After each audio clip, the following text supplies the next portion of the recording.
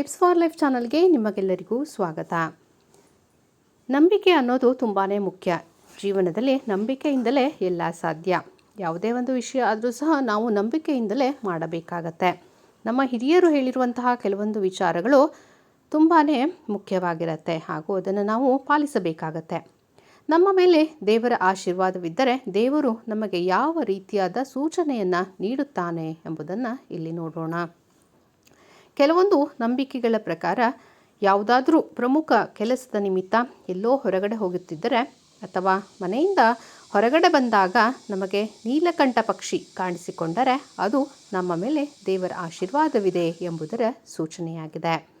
ಹಾಗೆ ನಾವು ರಸ್ತೆಯಲ್ಲಿ ಹೋಗುವ ಸಮಯದಲ್ಲಿ ಬೀದಿ ಗುಡಿಸುವವರನ್ನು ಅಥವಾ ಇನ್ನಾವುದೇ ಸ್ವಚ್ಛತೆ ಕಾರ್ಯವನ್ನು ಮಾಡುತ್ತಿರುವವರನ್ನು ನೋಡಿದರೆ ಅದರ ಅರ್ಥ ಸಹ ದೇವರು ನಮ್ಮ ಮೇಲೆ ಸಂತುಷ್ಟನಾಗಿದ್ದಾನೆ ಎಂಬ ಅರ್ಥವನ್ನು ನೀಡುತ್ತದೆ.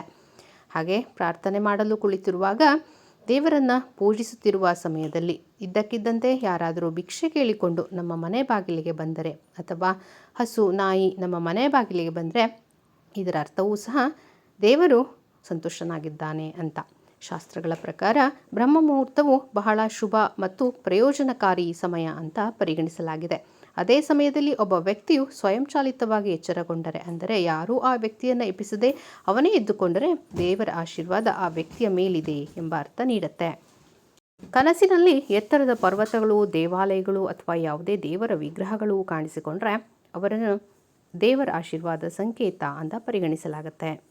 ಈ ಮಾಹಿತಿ ನಿಮಗೆ ಇಷ್ಟವಾದರೆ ಈ ವಿಡಿಯೋಕ್ಕೆ ಒಂದು ಲೈಕ್ ಮಾಡಿ. ಧನ್ಯವಾದಗಳು.